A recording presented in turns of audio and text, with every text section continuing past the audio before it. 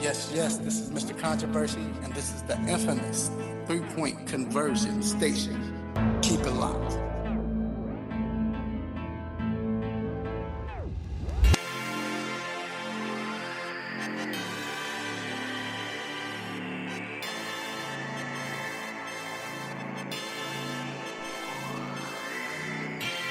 Yes.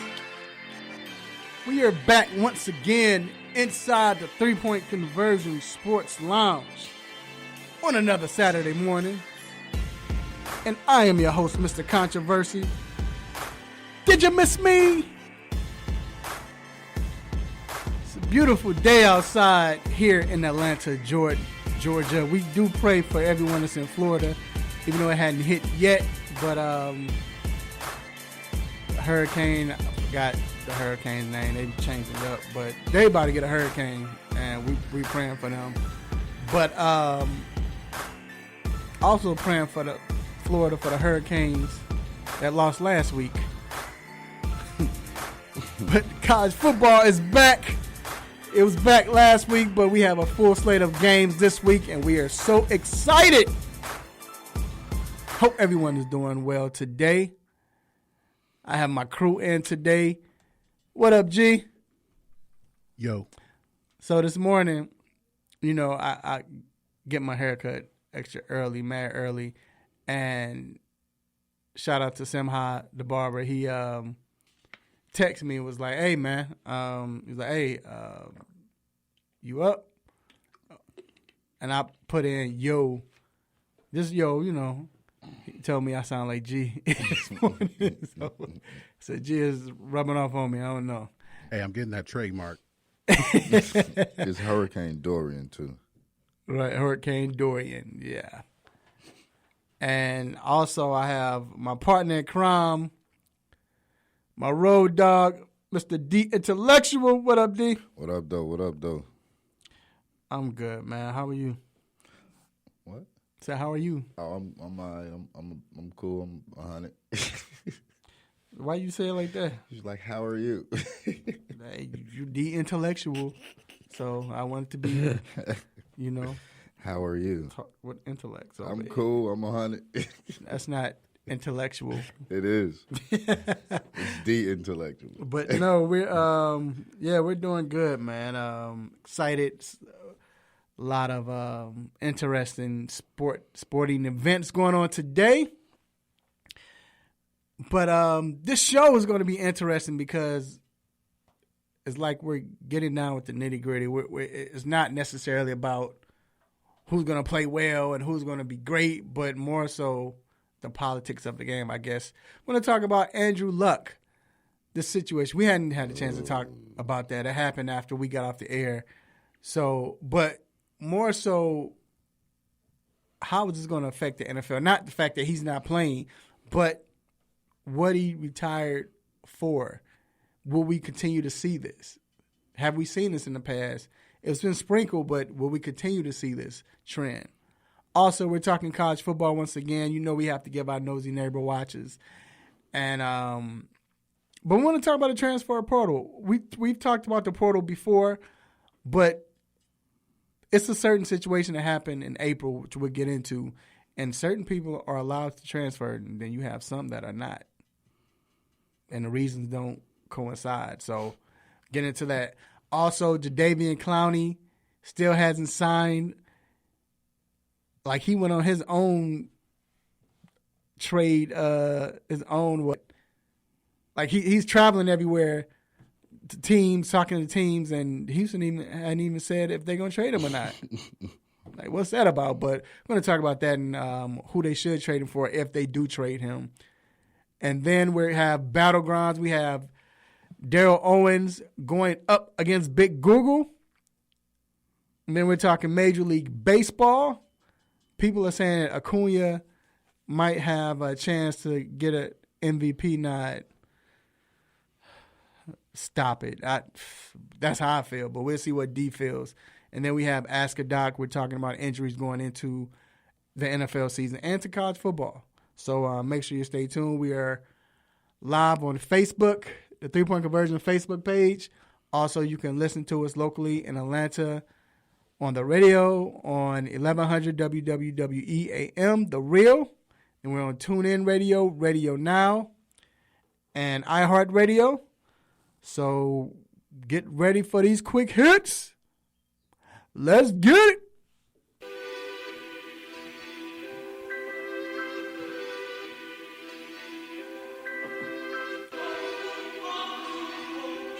Shout out to Sharon Beats for the sick beats. Sharon Beats. So first off, we just got breaking news that the Buffalo Bills have cut LaShawn McCoy. I knew this was going to happen, D. I said it. Okay. Go ahead and give me a stop it, but this is why I didn't pick him in fantasy. I guess, does that deserve a stop it? I'm saying I didn't pick him because I knew that they were going to cut him. Stop it. Thank you. I mean, that's my own rule. But I knew it. But I know a team that I think he can go to that this works well with. Houston Texans, you have been blessed by God. Now you don't have to trade for a running back. And it could be the best thing for him, too. Right, and you don't have to sign him for nothing. Yeah.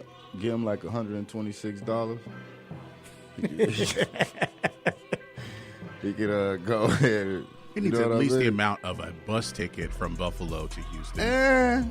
Didn't he have a crib where he had this whole issue with jewelry and all this stuff? Yeah, give you $137. Oh, that was Le'Veon.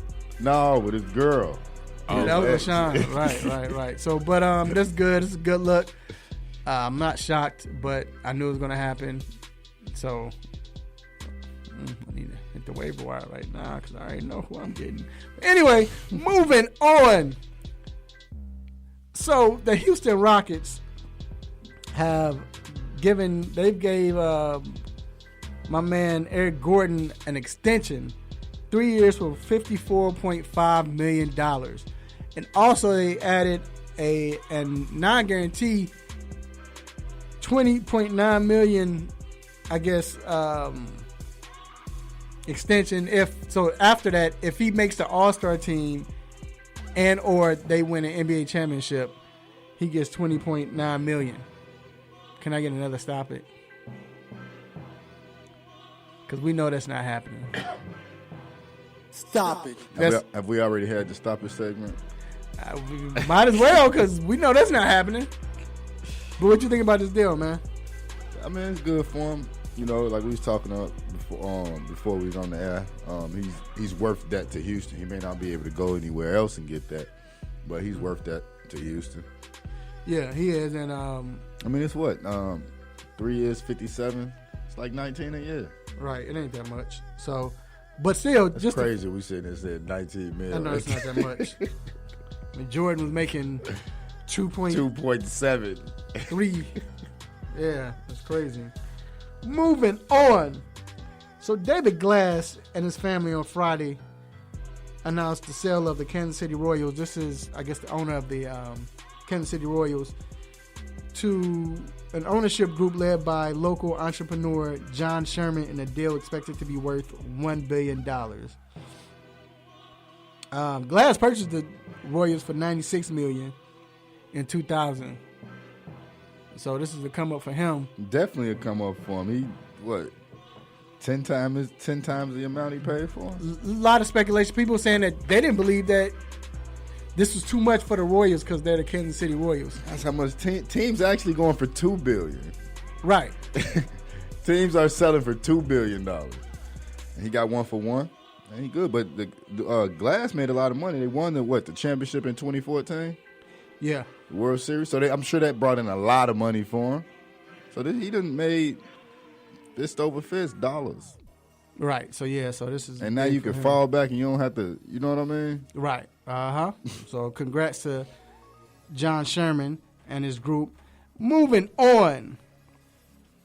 A toxicology report released Friday revealed that Los Angeles Angels pitcher Tyler Skaggs, remember he had passed away, he died from choking on his own vomit while under the influence of fentanyl and fentanyl. Oh, fentanyl? Okay, I never heard of that. You must know No, I'm just messing with you. I don't know what that is, but oxycodone. If you can't pronounce it, usually it's something. Fentanyl.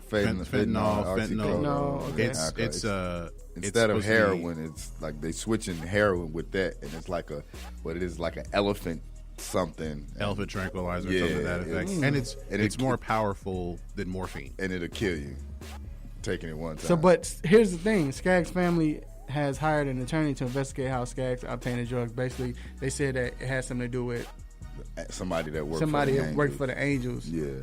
What you think about that? I mean, I don't want to sound insensitive, but I don't agree with that part of it. You know what I mean? Like, it's like that if you decide to get in a gang and something happens to you while you're in the gang. You know what I mean? Like, you decided to do this or you decided to do that to go try to find the person that got it for him, and then now you're going to go find the drug dealer and this. And no, man. Doesn't work like that. Yeah. So, yeah, we'll see what happens, but hate to hear that. Moving on. The NFLPA and team owners are in negotiations to shorten the preseason by 1 or 2 games while also expanding the playoffs. They want to add playoff games rather than regular season games. Man, so we're so used to seeing 6 teams get into the playoffs and how it goes. I mean, it's been like that for years. Your thoughts on that? I like that. I don't necessarily think the first two teams should get a bye. Like that, maybe that number 1 team should be the only team getting a bye. So what you want to add a off team to play? See, I don't agree with that because you got 2 divisions. I mean 2 conferences. So you're gonna have a 1 seed on each conference. So either you take it away, or you just keep it like it is. What you mean you're gonna have a 1 seed on each? You mean in a AFC and NFC? You gotta have 1 seed. So right, and then both of them get a bye. That's what they do now. Oh yeah. Well. Yeah, but if they add a team, they would be the only one. That's what I'm saying. Oh yeah, because the 2 teams get a bye. Right. That's what I'm saying. No, I agree with that. That's what right. I'm saying. Okay. Like only one should get a bye. I agree with that. I do agree with that. And you getting rid of 2 picks? Yeah, we'll go ahead and do that. That's not a bad proposal. It's not a bad proposal at all. Moving on, linebacker Rolando McClain has been granted conditional reinstatement by the NFL. Last time he played was 2015. So basically, when he got suspended indefinitely, he was like, I'm finna chill. He was like, man, whatever. I ain't abiding by y'all rules. Forget that. He hit y'all with the Larry Sanders when he came back. Pride got in the way. Come on, bro. Larry Sanders got that check. Oh yeah, that one wasn't guaranteed. Yeah, Larry Sanders has just signed for what, $56 million for like 3 or 4 years or something good. Crazy. But McClain not getting that. But either or, a question you ask me, and I'll ask you so you can answer. Do you think he should be on the roster, 53-man roster? He has active roster. He has to because he probably don't have practice eligibility, right? Practice squad eligibility. Mm-hmm. That's one thing. And if you don't put him on the active roster, isn't somebody going to have the opportunity to be able to try to sign him or something like that? Can't you put him on can you put him on the non-injured football reserve or something? Yeah, you can probably do that, but I feel like he's been on that this whole time anyway. Right. And there's also some confusion if the Cowboy is contract rights, right, or if he's actually a free agent. Now, the contract, because he didn't play, he still would be under contract with them for whatever the remainder of the contract would be, right? That depends on the language of the contract, I guess. Right. Moving on. Remember we talked about Dale Earnhardt Jr. and his horrible crash with the jet, right? Jet or plane. Well, he's actually going to return to the racetrack today in the at the Darlington series. So, I'm sorry, Xfinity series at Darlington today. So he'll be with that race. That's big, man. Mm-hmm. It's huge. I mean, first off, when we first talked about it, for him to get out of that and for no one to be injured, that's huge. And knowing Dale Earnhardt, he's gonna come out and win the race today. You gotta. I ain't gonna lie. You know, at some races, like some of them, like car drivers, like, man, this bogus, man. Cause you know he gonna win. You know, God gonna let him win. Man. So, but that'd be huge if he did win. Shout out to Mr. Earnhardt Jr. And last but not least, some sad news. Pro Football Hall of Fame center Jim Langer passed away. That was on, that wasn't yesterday. It was yesterday, that's right, yesterday. And he was a first-year starter and played every offensive down for the undefeated 1972 Miami Dolphins. So, definitely rest in peace. Yeah, rest in peace. All right. That and quick hits. We will be back. About to get into this Andrew Luck situation. Get down to the nitty gritty. Keep it locked.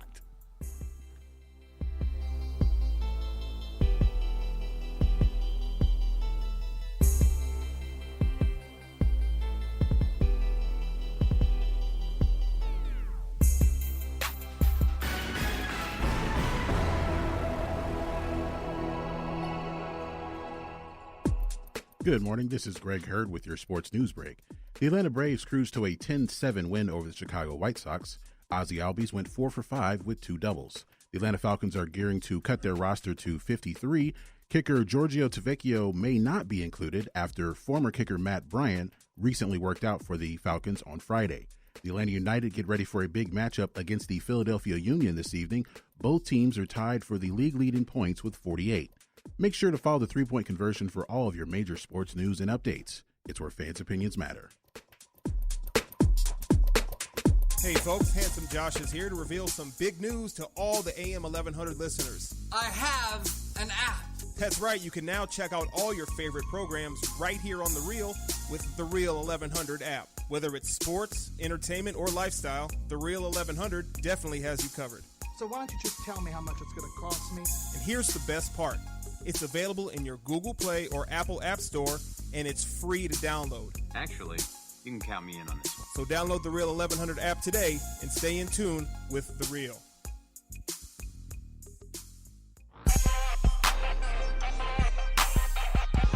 Hey, what's good? It's your boy Nate Burrows from the NFL Network and CBS. When the illest to do it. Hey, you listening to the 3-Point Conversion Radio. Don't you go anywhere. It's lit. It's lit.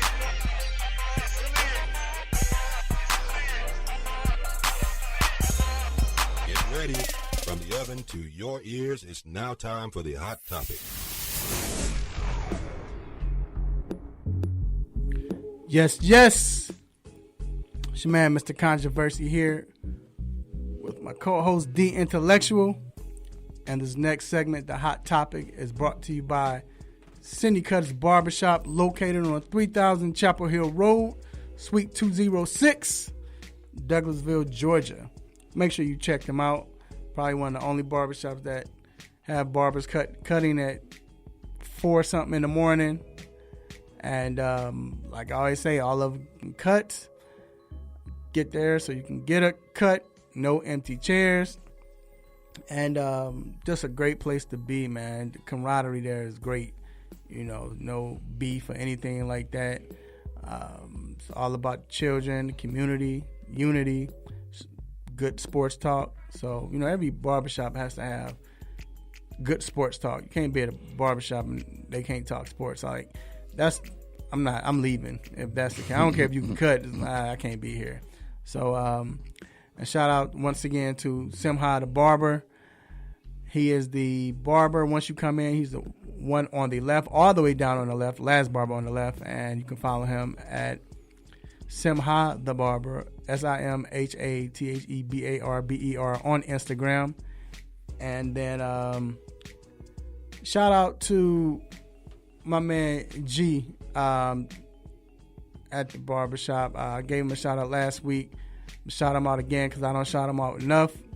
And shout out to Brian, man. B, that was some good advice, bro. I appreciate that, man, for real. Always remember that. All right, so the Andrew Luck. I got to ask y'all, first off, it was almost one of the moments where were you when you heard it? Mm-hmm. Like, D sent me a text immediately. Like, your first thoughts when you saw that? Man, yo, like, what's going on? Like, seriously? I was watching the game. They was playing the Bears. Right. And he came out. First, it came out from Woj.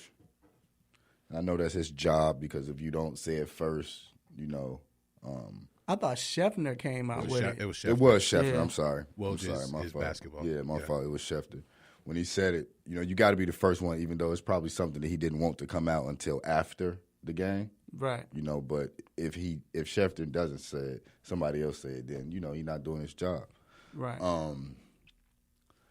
Dude, it was weird because like the crowd started booing him, and you saw people with Luck jerseys on, like, no, like they were like almost in tears. You know what I mean? And he's standing on the sideline, and I guess some of the teammates found. I don't know if they already knew.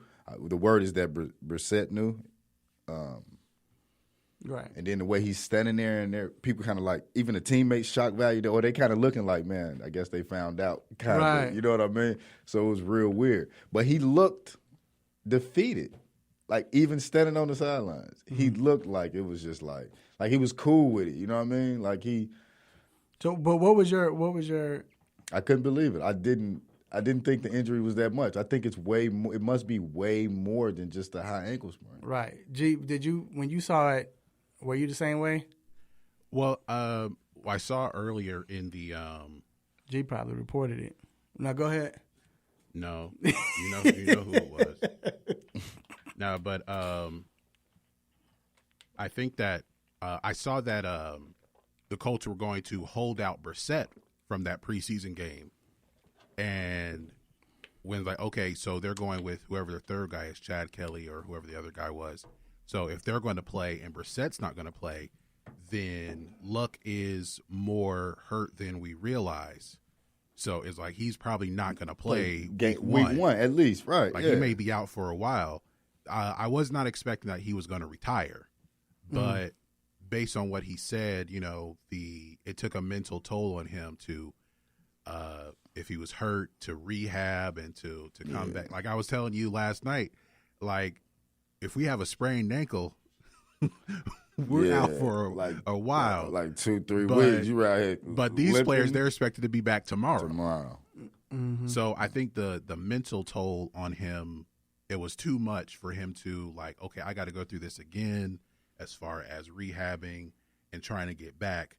And this has been going on for the last 4 years. He's had an injury all the time. To something. All the time. And it's like, I saw the list of injuries. It was like he had a lacerated kidney. Like that is, dude. He had a lacerated kidney. He had a torn labrum. He had a. Do you know how hard you got to get hit? All kinds to have a lacerated kidney.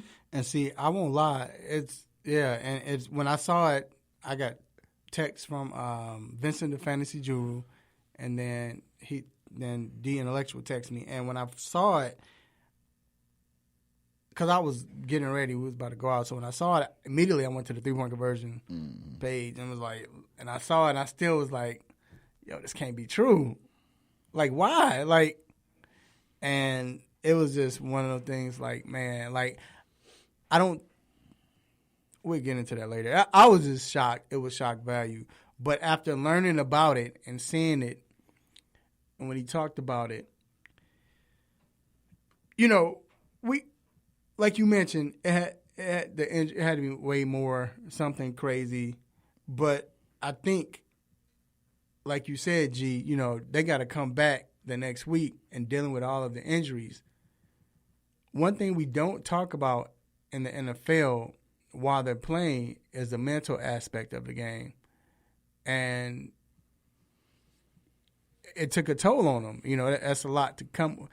It's pressure.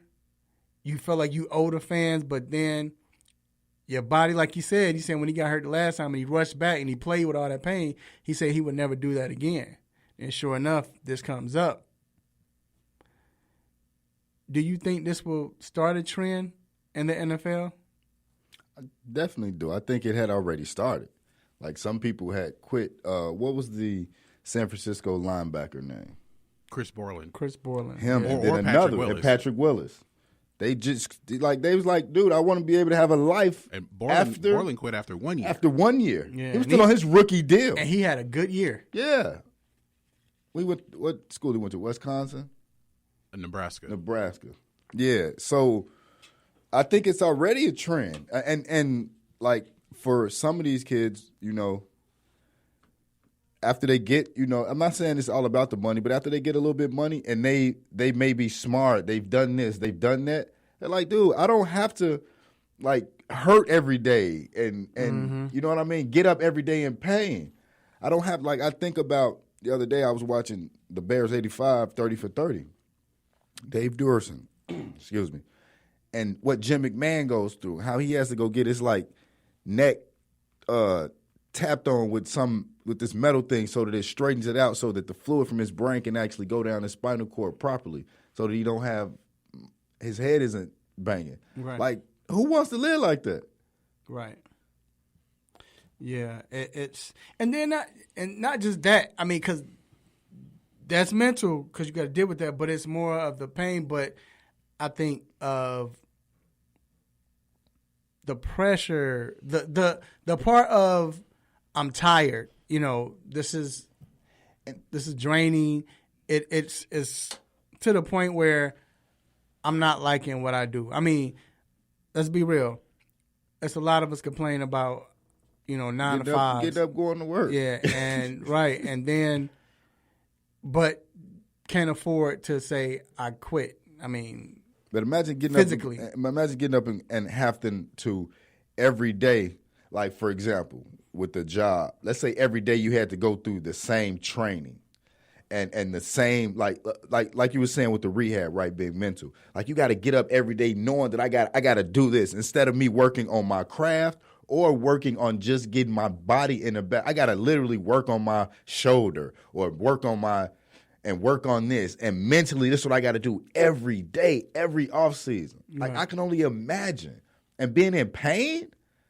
But then that's what I'm saying, though, that you're, at work, you have 9 to 5 people, they're ready to leave. But they can't. They can't afford to. Where with NFL players, you go through that. And you're not happy, and you're based on your performance. That's which you are in your 9 to 5, but even if you're more prone. Hold on, you're more prone to get cut in professional sports than you will be with the working at your 9 to 5. So I'm glad he did it, and I hate it for the NFL, but I'm glad he did it because now. It'll be hard, but in peace. But he'll be in peace. You know what I'm saying? And I think other players should consider this. And even if you perform, you can be in pain still every day, right? Like, okay, I'm performing, I won't get cut, but I'm in pain. Right, that's what I'm saying. Every day. So but I don't even think, but not even just I know we're dealing with the pain, but it's not just that. It's just the fact of you're not there mentally. And I feel like it's disrespectful for fans to be selfish and like talking about the boo. Yeah. When they boo? No, I don't see. I don't agree with that because you got to understand it's a natural reaction. If somebody told you, if somebody you in love with or whatever, your wife or whoever, your significant other, they come out and say something to you that hurts you, initially. Your first reaction, man, it's not your significant other. This is a player that's. But man, you don't boo him. You're not hearing what I'm saying. You at the Bears game. You a Bears fan, and you at the Bears game. Y'all about to go to the Super Bowl. Everything is great. Or Michael Jordan, Bulls. They say Bulls because I think we got a good chance. But the Bulls and Michael Jordan. Shoot, just like what happened to Michael Jordan. I'm not going to boo him. But you at the game. Yeah, and they say retire. And next thing you know, you celebrating, you happy, and out of nowhere. He said retire. I'm going to be like, dang. After 6 years. I'm going to be like, dang. Nah, I'm not going to boo him. I don't know about that. I'm telling you. I'm maybe for you, but yeah, I know for me. No, I'm not going to boo him. The first reaction. You're going to boo. I'm going to be mad. No, the first reaction is I'm going to be mad. Right, you be mad at the situation, but then like to but boo? But that's my point. So the first reaction. But that's not booing. That's different. Booing is that's. But booing is a reaction. That's a way of when you're mad, that's going to come out. Booing is you suck. So, but I guarantee you, No. But I guarantee you, I guarantee you ask them same fans that next day, they would have told you we were wrong for that. But that don't make me feel better. And you showed your true colors. Luck didn't even trip about that. Luck said he understood. That's why I'm telling people. Luck said what he said in front of the camera. No, Luck. He said that it hurt also. Yeah, but he said he understood. So him understanding don't mean that it's okay.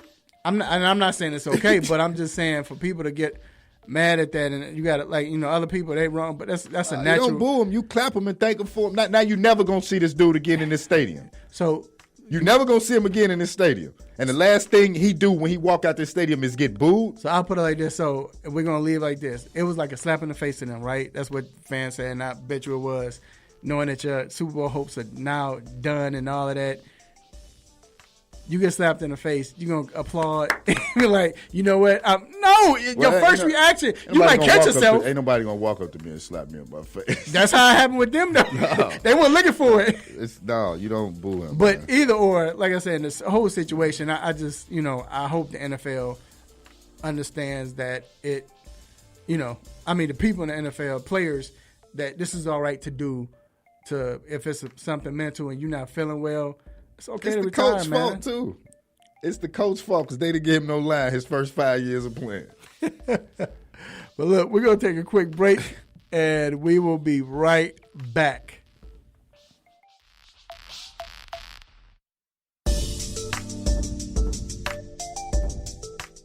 There's a lot going on in the world, and your world is always changing. That's why it's important to stay connected. The latest news, the latest entertainment, the newest music. If it's in the air or on the air, it can be in the palm of your hand, wherever you are, with the iHeartRadio app. iHeartRadio. Over 1,500 live radio stations from across the country, and over 15 million songs to create your own custom stations. Text IHR to 45495 to download the app or listen at iHeartRadio.com. Standard text and data rates apply. I'm Larry Gajobi from the Cleveland Browns. I'm rocking with the 3-Point Conversion Radio.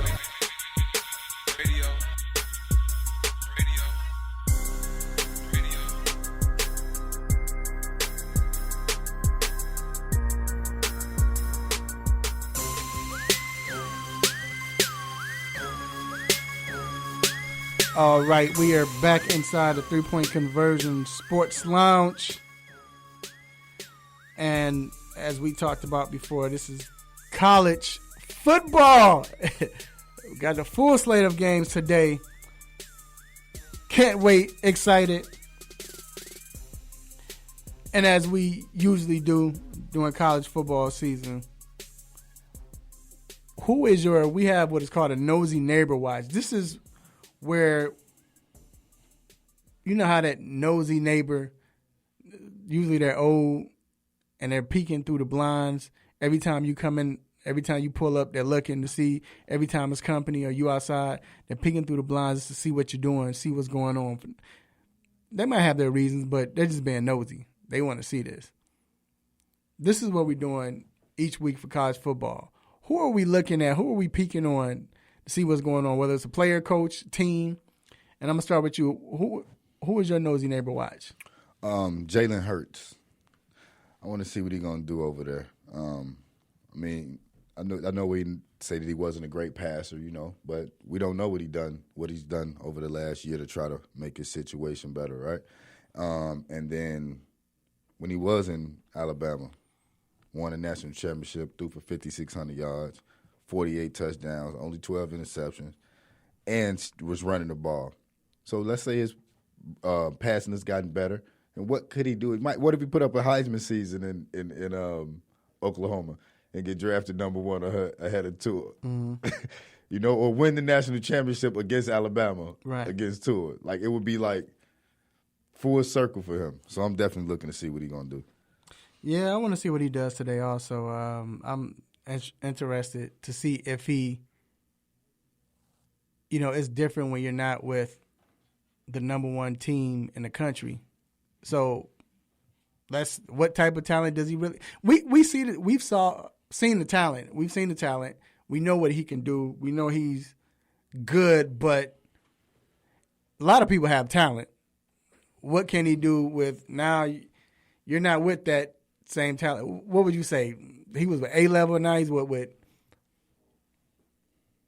B minus talent. No, he was probably with A plus and probably was with what, B now? B now, okay. B talent maybe, but I mean, what was Oklahoma? I mean, it's Oklahoma. It's Oklahoma, yeah, and they 5-star players, right. and so but it's not. So I understand. So A plus then B, but still it's just I'm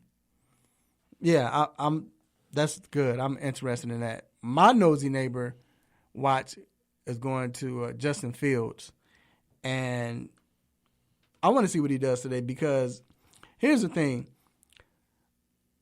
A lot of people, he was ranked top 5. Was he number 2 or number 1? He was the number 1 ranked. I think he was number 1. I think he was number 1. Yeah, he was number 1 ranked. That's right. Number 1 ranked, and he gets to Georgia. Fromm is there. Fromm just got to the national championship, played his butt off. But he Fields let his uncle talk him into going to Georgia anyway. So he gets there, and he really doesn't play. So people say, well, they're trying to hold him back. And not hold him back, but basically trying to have him mentored and develop. In college football, you don't develop quarterbacks. When is the last time you seen a college football quarterback get developed? Usually in the NCAA college football Division I, the best quarterback plays, right? Prime example, Fromm. Eason was picked number 1, but Fromm came and took over. Mm-hmm. Kelly Bryant, they were slated to go to the championship. Trevor Lawrence came in his freshman year. What'd they do? Yeah, all right, fam. Right. Tua. Yeah. We just talked about Jalen won. Was it Jalen? Yeah, Jalen won that national championship, right? Yeah. No, he lost it. But he got them there. He got them to the to wins to a game in like the end of the second quarter or something. No, I'm talking about the year before. I'm saying the year before when he got. Yeah, when they lost to Deshaun. When they lost to Deshaun Watson, he scored the touchdown to give them the lead. Right. He basically did everything he was supposed to do to win the game, and you saw Saban scratching his neck like what's Dave Chappelle when he played that crackhead? What's his name? Tyrone Biggums. He over there scratching his neck like Tyrone Biggums because he wanted to get Tua in. And finally, he gets Tua in the national championship game. And from then on, you have Jalen Hurts kept Tua in the game. You always play the best quarterback. I don't care how young, old. So my point is, Justin wasn't the best quarterback in Georgia. Is he really this good? So my nosy neighbor watch goes to Justin Fields because I want to see what he's going to do in Ohio State because you still have the talent. You might have more talent where you are, so I definitely want to see what he's going to do. Now, speaking of Justin Fields, he was involved in the transfer portal. He stated that he was being racially, how can I say it? I guess treated racially, they were discriminating against him. Mm-hmm. So he transferred. But it's a player named Brock Hoffman where is he at, G, now? He's at Virginia Tech, and he's trying to transfer to Illinois. No. He was at Coastal Carolina. He was trying to transfer to Virginia Tech. Virginia Tech, that's right. And his mom is right now, she's sick. She's going through facial paralysis, and she's her vision is impaired sometimes. So he wants to go and take care of her. So that was his reason. He went in and said, I want to go to the transfer portal, and they said no. He got denied. Well, yeah, I mean, he was able to transfer, but in order to be eligible. Immediately. Yeah, that's what I'm saying. He got denied because Justin Fields is eligible now, and I'm sorry I didn't say that. He's eligible now. Tate Martell transferred because his coach left, and he's eligible now as a wide receiver. But he's eligible. But you have Hoffman come in, and he has a legitimate reason, and they say no. And, what did they tell him again? Well, first they said, well, we hear that your mom's getting better. So, come on. So first off, that shouldn't have been part of the reasoning behind why he can't go, why he can't transfer or be eligible. Because first off, you're not a doctor. Not first off, but even if she is getting better, who knows what can happen tomorrow? Right. Yeah. And the other reason was because I think he's from Maryland, so it would have been closer going from Blacksburg, Virginia, to his hometown in Maryland than Coastal Carolina to Maryland. So that's why he picked Virginia Tech, because it was closer to home than Coastal Carolina was. But the reason why that they said he was still ineligible is because it falls outside of the 100 miles radius, and it's like 105 miles. She's 105 miles away. So we need to move my mom. You know what? She just moved. Here go her new address. Hey, can we do like... Now, you know how we used to do at school. At school, yeah. He go to new address. I stay with my auntie. Yeah, he go to new address. Come on, man. So my question is, quickly, well, what are they going to do to stop this? 'Cause you have loopholes in it, of course, but how can we make this fair? Is it going to affect the NCAA in the worst way, more so help it? Yeah, I don't think this is being covered enough, because this probably is going to, as more people learn about it, it's probably going to be more of an uproar about it, and it's going to be more talked about. I'm honestly not sure. I guess what it boils down to, is if you're going to allow the coaches to be able to do it for whatever reason, then the players should be able to do it for whatever reason. But it's a sticky situation. But see, I feel you, it's but sticky. It's sticky. The coaches, you got to understand, the players are 18, 17 years old, man. They young. These some young kids. Right. Of course, they change your feel mind. and then they played in high school. They've been a number one. But as a grown man, 42 years old, if you make a 5-year contract, then you as a grown man should abide by that contract, right? You can't tell a 17-year-old to do that, because the 17-year-old don't even know what they're going to do tomorrow. But that's my point. So a grown man, a coach, which still they should honor the contract, but that's business. If somebody paying me more, I'm going. Whereas a kid might say, I want to move because – I ain't get to start a job. But it's business for the NCAA and for the school. What? What is it? But what does that have to do with? Because you said for the coach it's business. But okay, that situation. But what if for another player it's business? You can't decide what's business for one person and not business for the other. But you don't have coaches saying I'm leaving because. You have coaches that say I'm leaving because I have personal matters that need to be closer to home. Right. Or you have it where, look, They resign. They don't say I'm transferring to another school. You have coaches that say, all right, I'm going to another school because they're paying me more. Can you pay me? I'm just saying you can do that. That's in the works. That's business. Whereas you got certain times you have kids that say I'm leaving because I didn't get to start a job. Like Tate Martell. And to me, that's not teaching the children football how to play, earn it. It's not. I get that. However, if you allow the coach to leave for whatever reason, then why shouldn't the player be able to leave for whatever reason? Nah, because the player's 16 years, 17. They're not. This is not the NFL. This is not. I can see if you have them. They're not, to me, on the same level. These are kids. This is NFL. You're grown men. College football. This is the development, league right now. Basic college football. So they shouldn't have the same rights as coaches. They're kids. So you're gonna tell an 18-year-old he don't have the same right as a 30-year-old? Yeah, he's a kid. This is a coach. But I'm grown. No, you're not grown. I am. No, you're not. By legal standards, I am. No, you're not grown. By legal standards, I am.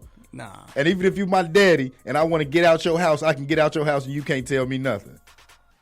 But this is and if you put your hands on me, I'm gonna call the police. This is a charge you with assault.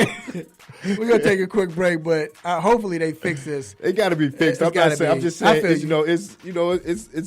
No, I definitely agree. I definitely agree. I feel you. It's just got to get these loopholes out of it. Yeah. If you got just make it what it is. You know what I mean? And these are the rules and whatever. But I say maybe put it on the coaches too. Put some type of rules on the coaches. All right. So, we're going to take a quick break. About to talk some NFL football again. Keep it locked.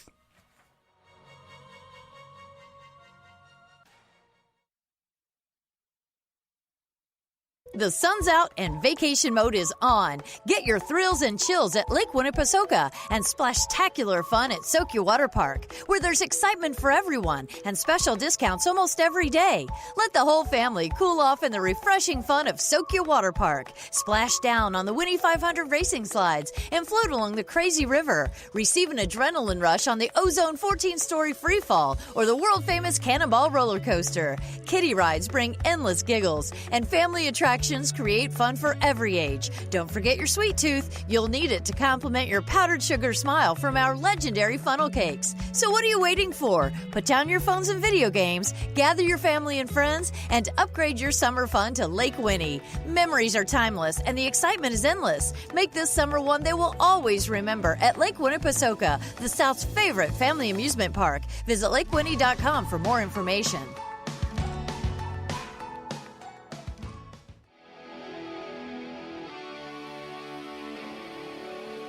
Have a sports injury?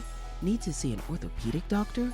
Ortho Atlanta is one of Metro Atlanta's largest orthopedic and sports medicine practices, providing orthopedic and sports medicine care for the whole family. With 37 physicians and 14 offices, the practice provides the highest level of care for injury of muscles, joints, bones, and spine. Ortho Atlanta offers convenient access to a full range of musculoskeletal surgeons and specialists. Ortho Atlanta also offers on-site physical therapy, pain management care, MRI imaging, and workers' compensation care. The Ortho Atlanta surgery centers in Austell and Fayetteville provide cost-effective, same-day surgical procedures in an accredited outpatient center. Hip, knee, shoulder, back pain? Ortho Atlanta has you covered with specialists in all areas. Same-day appointments, orthopedic care for the whole family. Ortho Atlanta, Atlanta's choice for orthopedic and sports medicine care. Learn more at www.orthoatlanta.com.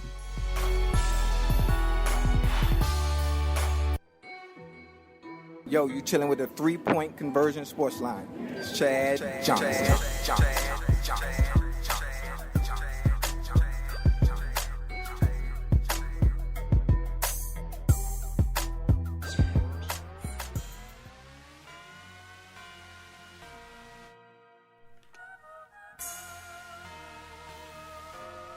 All right, we are back inside the 3-point conversion sports lounge. And before we go on with this next segment, I like to, thank everyone for following us and supporting us each week. We appreciate it and continue to support us, not just the show, but the 3-point conversion company in its, as itself. So we appreciate you. And I also want to give a shout out to somebody. I don't know if I should apology but a shout out to somebody. I was about to call the police on him this morning, get my hair cut. Shout out to Drew. What up, Drew? The new barber at Cindycuts Barbershop. I come in for my normal haircut, and somebody was already in there at 4:30 in the morning with people. I was about to call the police. Hey, man, somebody broke in here trying to act like they work here and cutting hair, and had to kind of check them, see who it was. But appreciate you, bro, for cutting hair, man, and doing the community service. So shout out to Drew, man. Hopefully stay long. That's not a good spot you got. Everybody who get that spot always leaves. So, but anyway, so Jadaveon Clowney is not what follow that. He is not what being traded to Miami. He's definitely not playing this week. Oh yeah, that's probably definitely a fact. Man, so he still hadn't signed the tender. He's not going to sign it. It looks like He fired his agent. He's going on his own tour, own search for teams he want to play with. He needs to sign an attendance and just go ahead and play this year. Ugh. See, no. The situation done got bad. You know what I'm saying? Now it's a bad. All the optics with everything is bad. He doesn't have the long-term security. I agree. Say, oh, let me just sign it and play this year. He could get hurt. He gets hurt every year. He do. Because he coming off his rookie contract, isn't he? Yeah. Yeah. How much is the tender? Do you know? 14, between 15 and 17. I think they're trying to pay him as a. That's what it is. That's what it is. Which would be cheaper. That's what it is. Then they was playing him as defensive end, but he lines up more percentage as a defensive end because he always got his. So that's the issue. Yeah, I wouldn't play for him either because that's one of them things like that I said would maybe become an issue with the Cubs and Chris Bryant with the arbitration. How you always keep a player. If you don't let them play the first 21 games or something, they don't get accrued service for that year. Like, I don't think teams think about the long-term effect. Like, a player would be like, you remember when when you wouldn't let me get this extra year for, and you know, that's one same thing with Jadaveon Clowney. He like, dude, no, like, I'm not rocking with y'all like that. So who do you think is in the worst shape, though? Is it Clowney or is it Houston? Because he's not signing. He already said Miami rejected the trade, but I think it's both messed up for both, right? Because Clowney, it's almost like you don't want to go back there unless you get paid. But then Houston, it's like they don't want to pay him. They want to pay him how they want to pay him. So I trade. Let me be a GM. You don't want to be here? Go ahead and give me a second round pick and a number 3. I think it's more so that. His pride right now is the big issue in this moment because Clowney is saying, "No, and I understand them. You know, if y'all pay me as a DN, then I'll sign the tender." But Houston now they didn't put it out, so they don't want to go back and do that. And Clowney don't want to come back and sign because it's pride. But I still think Houston loses out more so just because now you don't have this player. And I don't know why. Of course, everybody wants to say trade him for somebody. Like, do you think they should trade him for who's the tackle in? I can't think of his name right now. Trent Williams. Trent Williams. Think the Redskins would do that? I would. Redskins probably wouldn't do it though, because they got Kerrigan. They wouldn't do it because Clowney's too young. Yeah. They always pay old guys. Yeah. But see, the thing with that, yeah, you're definitely right. Like, I don't know, nothing against Jadaveon. I think he's a great talent, right? But for Houston, right, they need a left tackle more than anything, right? Right. I can see you able to find another Jadaveon Clowney. You know what I mean? Or even been able to sign one for a lower price and get not the exact production, right? But enough where you're like, okay. But to get a left tackle because we were just talking about Andrew Luck. You don't want to see Deshaun Watson in this same situation in 5 years because he was unable to get protected. You know how many times he got sacked in the last 2 years? Right. Like, ridiculously. You know what I mean? So to give up that on defense, I would take that on offense because you still got J.J. Watt on the other end, and your defense is still good enough. You know what I mean? Yeah. I agree. Again, I would go tackle, but at this moment, man, like everybody's waiting for him. Now, again, might be solved now because LaShawn is cut. Right. He looked good in the preseason. It wasn't that he didn't. He still has the quickness and the wiggle, so it wasn't like he looked bad. You say the wiggle? Yeah, he has that wiggle. But you have somebody. So let's say if they don't get him. Would you trade him for Trent Williams or would you trade him for, and they said they would do it for Melvin Gordon? The Texans trade Clowney for, no. I don't think that would happen. Because they too stacked too. But yeah, I think the Trent Williams is more likely. I mean, it probably still could have, but I think Trent Williams is more likely if that's what they're looking for. But I think with Melvin Gordon, while that could work, I don't think it would work really for Clowney with the Chargers. Because you have Melvin Ingram, his name Melvin Ingram. You have Ingram, yeah. And then you have Bosa. But let's just take that situation out, where he would play or anything like that, right? Let's just say left tackle or running back. Well, looking at the Texans situation, if they're going to bring in McCoy, I don't think you trade for Gordon. Right. And even if they weren't bringing in McCoy, I still wouldn't trade for Gordon, really. I would really go for the left tackle, protect your quarterback. And left tackle is going to play, 12, 13 years, right? You're going to get a running back who's going to play how long? 2.5. Right. You see what I'm saying? So, and you got Deshaun Watson who's going to play 10 years if you can protect them.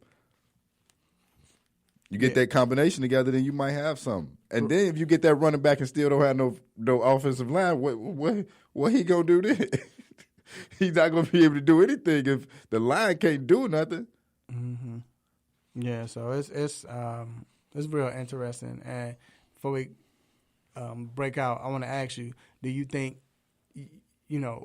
we've talked about this plenty of times, whereas we're starting to see an effect? It seems like with the, whether it was Le'Veon Bell, that's what they should have said. Whether it was Kirk Cousins, I mean, it just seems like now people holding out, they want what they want, and they figure, hey, if you can't, look, you need me, okay, I'll sit out, that's fine, but it's going to hurt you more than it hurts me. Because next year I could sign with somebody else, or I could, So, again, this Le'Veon Bell, it was more effective than people think. I think he did it for that. I don't think he was doing it just for himself. And he mentioned that. He did it. He said that. He was doing it for the Melvin Gordon. He was doing it for the. Now it's for Jadaveon. It's for everybody now. How I feel, I'm all for player. Movement, player taking control of the situation. I love it. So we'll see what happens with that. All right, it's almost time for the Stop It segment. We have our Stop It's ready. If you want, you can post Stop It's in our live chat room on Facebook Live. So we're going to take a quick break. We'll be right back.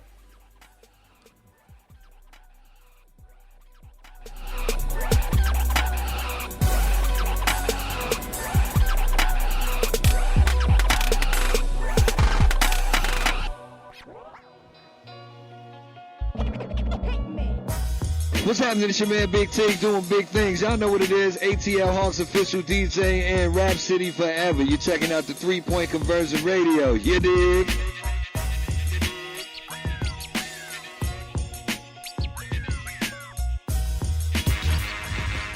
You are tuned into WWE Peakville, AM 1100. The opinions expressed during the sponsored programs on this station are strictly those of the program hosts, guests, and callers and are not necessarily those of Beasley Broadcast Group, this station, its staff, other advertisers, or agencies. Big ups to our Sports Lounge crew for keeping the airways blazing each and every Saturday. But I want to send another special shout out to our team of writers at the 3-Point Conversion. You can visit us at the3pointconversion.com. You can also like us on Facebook, follow us on Twitter.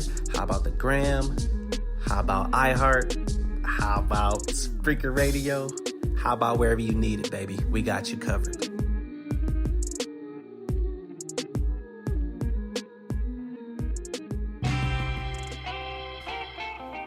No mercy. Don't let up on him. Go hard on him, Mr. Controversy. Hit him with the stop it button.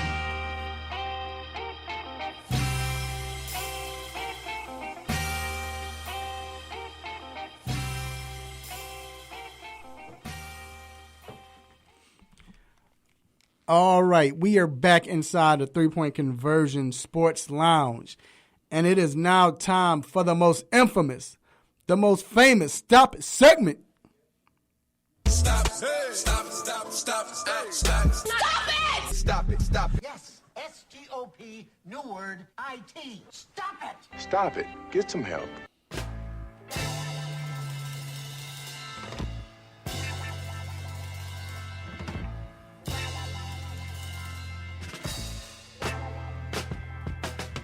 All right, D, it's on you, sir. What do you have? So I got two, and they actually kind of go together.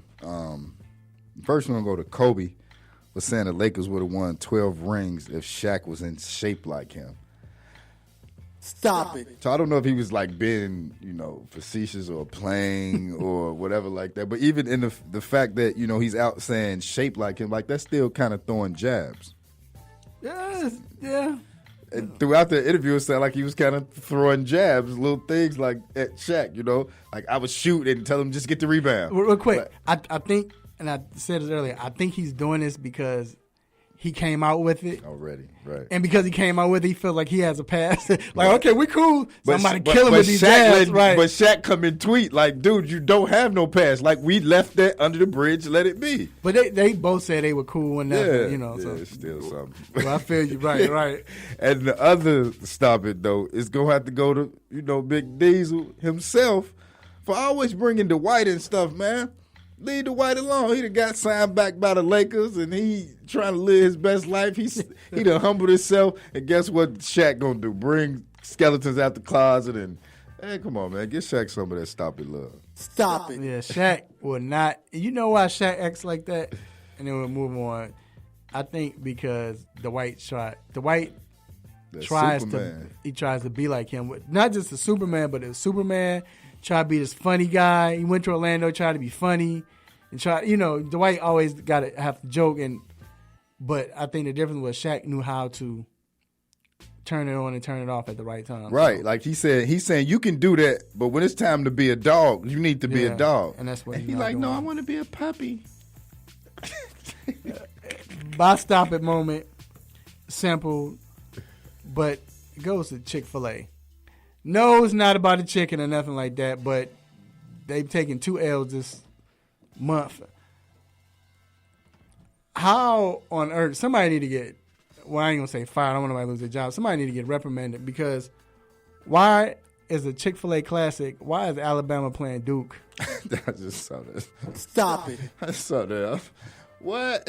Like, even if Daniel Jones was there, why would they be playing Duke? Danny Dimes. The score gonna be 72-0. Yeah, that's I don't know. That don't make sense to me. Maybe 72-3. 3. Right. Yeah, like they gonna get in trouble if they score 3. If they allow them to score 3 points. Oh yeah, Nick Saban going in. Alabama is gonna get in trouble. All right, it's on you, sir. All right, mine goes to newest New Orleans Pelican, Lonzo Ball. Who just released an EP. He's still trying to do the music thing. I'm a little surprised. But he has now more songs on Spotify than made free throws from last season. Oh, yeah. And one of the songs basically saying the Lakers are going to regret their decision. I think all the missed free throws mean, I don't think they're going to have that many regrets about trading you. Stop it. Wait, he had a lot of free throws missed? Yeah, first off, he shot less than 50%. He only played He may have shot like 30-something percent. I was about to say he only played 2 weeks. Yeah, right? he probably got like 8 free throws altogether. Yeah. I was thinking about him saying that they are going to regret it. I see what he's saying though. I feel him on that, and they probably are from a perimeter standpoint. You know what I'm saying, and what he is possibly going to grow to be. But you can't not trade him for AD. Dude. Right. But I understand what G is saying too. Okay, so first hit your free throws, man. No, not even that. You hadn't been playing. Okay, injury, bro. Why do you have records? Because he been hurt. My point. So why do you have? Like, NBA should implement a rule that you cannot produce an album or any songs unless you are balling. It was like the unwritten rule with NFL. You can't wear dreads if you're not a baller. Like, you can't have locks on your head if you're not balling. You know what I'm saying? Like, this is how he... that was an unwritten rule. This how Lonzo Ball, like, rehabbed. He went to the studio, and along with working out. Right. So if Andrew Luck actually knew how to rap, he might He actually probably still would've be been. playing right now because he would have Yep. he would have gotten that mental break. That mental break.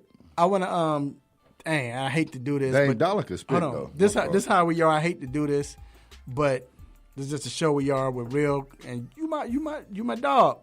So first of all, shout out to Jason Lashley. I think I haven't seen him, so appreciate you listening. That's my boy, yeah. Blue. Can we give him a stop it? Because he's talking about Duke tight. I don't know if he stop it. I don't know if he playing, think man. look, He playing. look. I don't know if he think we talking about the basketball team. We talk football, bro. He playing. Blue say Duke good. Oh man, but no, I'm messing with you, Jason. Yeah, that's crazy. All right, so look, we're gonna take a quick break, and Battlegrounds is approaching. We will be right back.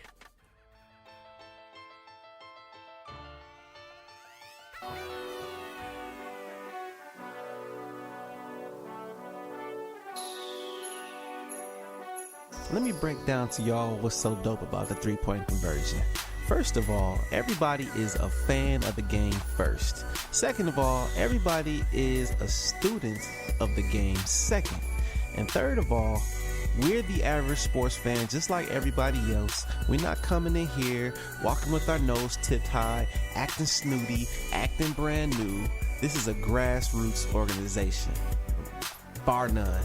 The three-point conversion where fans' opinions matter.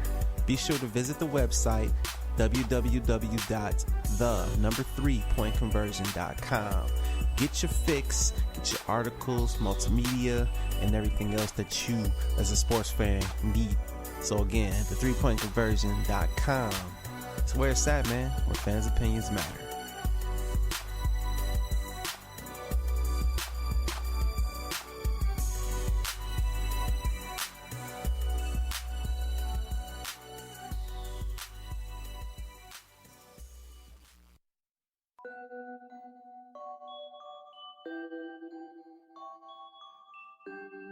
Happy Saturday, sports fans. It's your boy Sherm, a.k.a. the Lord of the Beats, and you are currently inside the Three-Point Conversion Sports Lounge with my man's Mr. Controversy, D Intellectual, and of course my dog G behind the boards.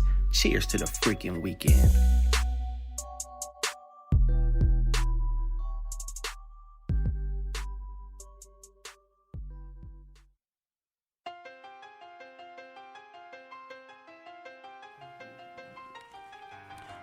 All right, we are back inside the Three-Point Conversion Sports Lounge.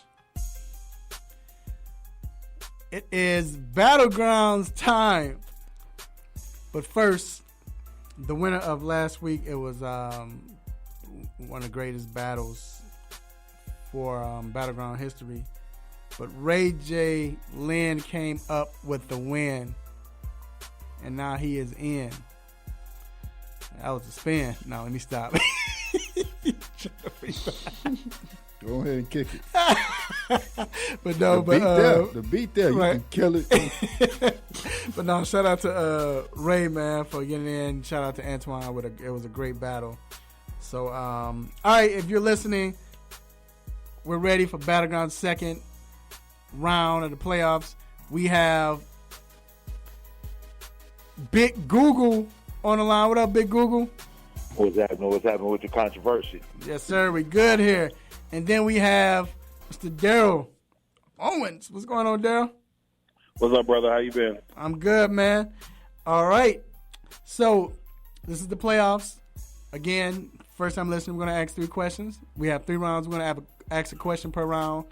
Each player or each participant answers the question. The first participant that goes first will have 30 seconds to gather that information, or not necessarily look it up, but just come up with what they're going to say.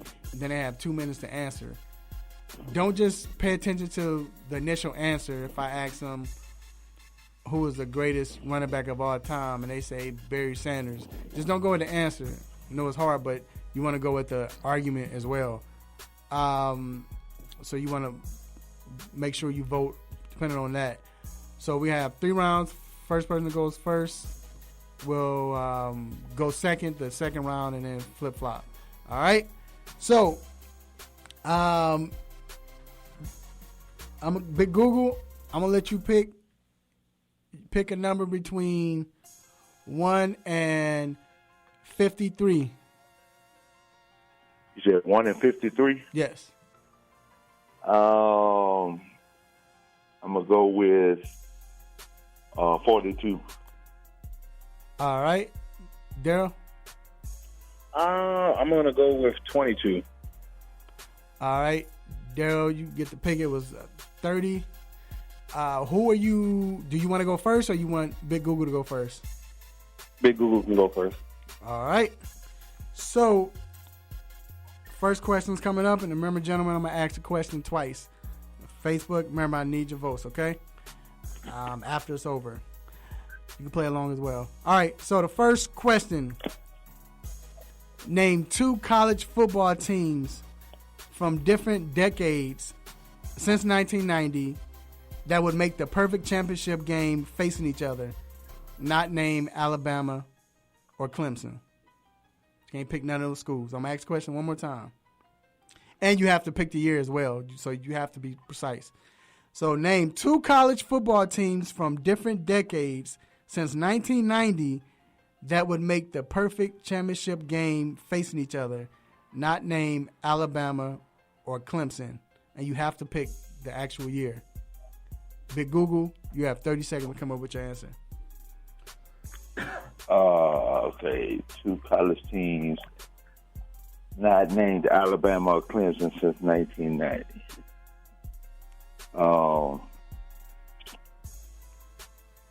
I'm going to go with... Okay, cool. Ready? Wow. So many. Yeah, I'm ready. All right. So many. Go ahead. Yeah, go ahead. All right. So, man, there are so many teams that you can come up with, so many teams to name. So, I'm going to go with the 1998 Tennessee Volunteers with T. Martin after Peyton Manning left and Peerless Price, undefeated, went 13-0.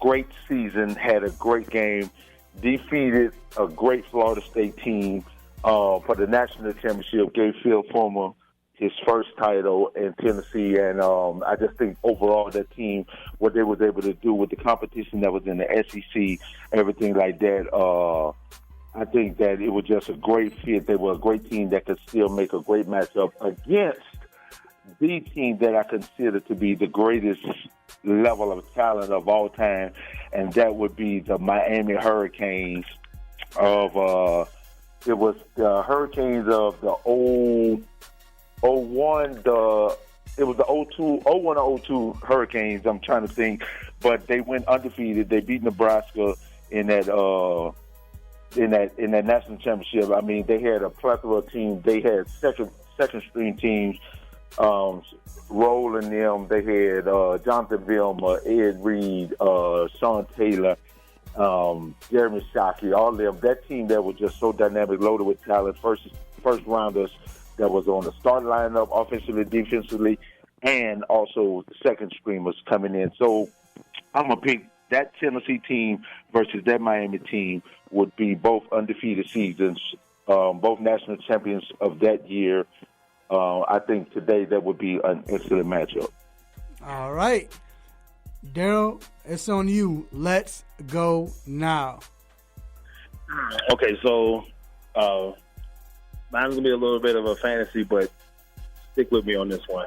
I'm going to go, I believe it was the 2001 Virginia Tech Hokies that were in the national championship against Florida State. I know they lost the game, but that was Vic's coming out party.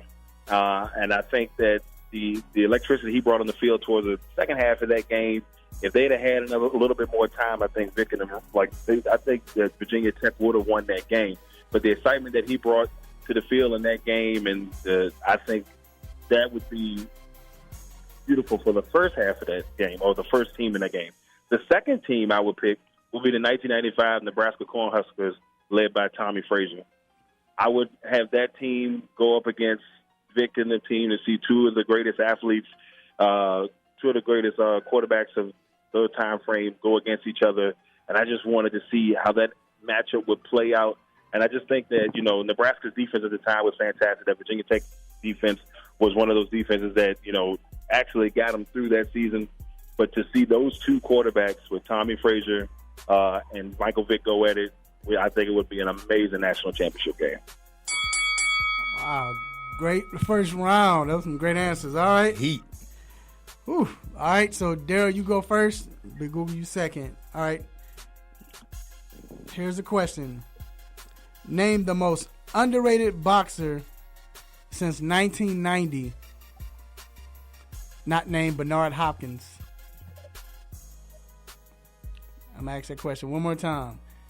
Name the most underrated boxer since 1990. Not named Bernard Hopkins. There you have 30 seconds to come up with your answer.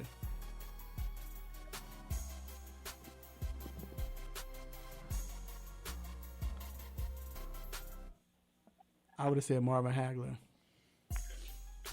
Sugar Ray. Jack Johnson. Duran. What's his name? Roberto Duran? Yeah. Jack Johnson. All right, let's go. I got to get this stuff ready. All right, dude, you have 10 seconds. All right, I think I'm ready. All right, let's. I'm gonna go with Pernell Sweet Pea Whitaker. Sweet Pea had just such a grace and a style in the ring. In my opinion, I would say he was maybe Floyd Mayweather before his time. And as quick as in the ring, his ability to his defense in the ring and his ability to pick and choose where he wanted to land his punch. I love the way he just brought excitement to the ring. He made boxing fun. And I think that if I had to choose anybody, it would have to be Pernell Sweet Pea Whitaker. Because I just think like him, and it gives me a Roy Jones feel too. So Roy Jones, and also I would say, and Floyd Mayweather. But he would be the one, Sweet Pea Whitaker. All right. Big Google, it's on you. Let's go now. Most underrated boxer since 1990. Great answer with the Sweet Pea Whitaker. He actually took my pick. So I would have to shift gears and go with, no mercy. This is most underrated. You said not named who? Felix Trinidad? Bernard Hopkins. Okay. Dang. Google stuck on this one, controversy. Let me see. Since he's stuck in that division, I'm gonna go with I'm gonna go heavyweight, and I'm gonna go I'm gonna just say, I'm gonna throw it out there just to have a dialogue about it. But I'm gonna say Razor Ruddock. Although Mike Tyson dominated the heavyweight division, Razor Ruddock was just an excellent technician, an excellent boxer. He had speed, he had power, he possessed all of the intangibles. But at the same time, you just had Mike Tyson, the person that you just couldn't get over the hump. Outside of everything that he had going on in his personal life, in the ring, pound for pound, the dude was an excellent technician. He really came with it. I think he was underrated because of the fact that he just couldn't get past Tyson. He possessed it all, and the dude, excellent, and he brought it. Even when he got the referee stopped the fight against the Tyson fight, with his jaw being broke, he still wasn't knocked out, and he still was ready to fight. The referee just stopped the fight. So I just think his drive, his passion for the love of the sport, for boxing in itself, I think it was just underrated during that time, since he was in the era where Mike Tyson was the epitome of not just the boxing world, but heavyweight more so. So I'm going to go with Razor Ruddock. All right. Good way to recover, sir. And last round, this might decide it. All right. Big Google, you up first? Okay. Name the NBA player who would transition to the NFL the best since 1990, not named LeBron James, Russell Westbrook, or Anthony Mason. I'm going to ask that question one more time. Name the NBA player who would transition to the NFL the best since 1990, not named LeBron James, Russell Westbrook, or Anthony Mason. Big Google, you have 30 seconds to come up with your answer.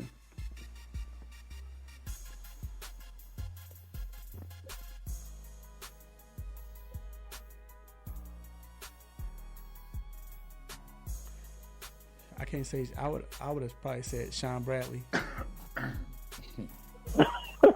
Let me stop. What position you gonna play? Kicker. Spud Webb. All right, let him go. 5 seconds, Big Google. All right, so I'm ready.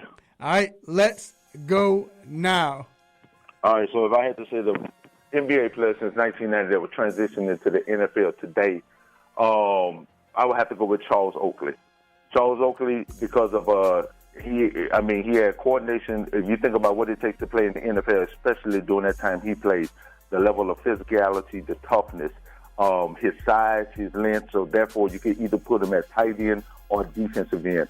On the field, the level of aggression would be there. His ability to be able to block, to be able to know what he do, and because of his mindset when he played basketball was the fact that I'm going to do the dirty work. He actually had a conversation with Michael Jordan to let him know, I'm going to do the dirty work. I'm going to get the rebounds. You focus in on just getting 30 points tonight. So with that being said, that same level of leadership, that same willingness to actually take a hit for the team, be an overall team player, and be passionate about it, if you transition that to the football field, then you will see the ability and therefore no ego as it relates to, if you need me to block. I'll take a joker head off. If you need me to come across that line of scrimmage and get that ball because the quarterback is preventing my team from getting to the next level, from winning this game, I possess that ability. I'm going to go this offensive lineman, this offensive tackle, this tight end, he has no ability to stop me.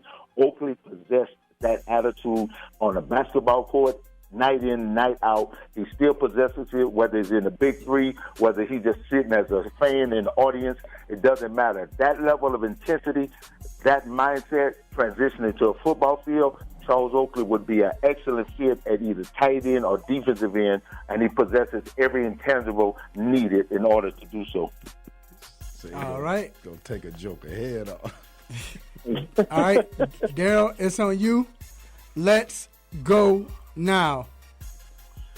All right, so I debated on this one a little bit, but I think I'm going to stay in the VA area, and I'm going to go with Allen Iverson. Allen Iverson, I think in today's game, he played a little quarterback in high school, but I think in today's game he could either easily transition into a quarterback position or he could even be a receiver. I think that with AI's speed and killer instinct on the court, I think that could have translated on the football field, and I think he could have been a dominant receiver, speed guy.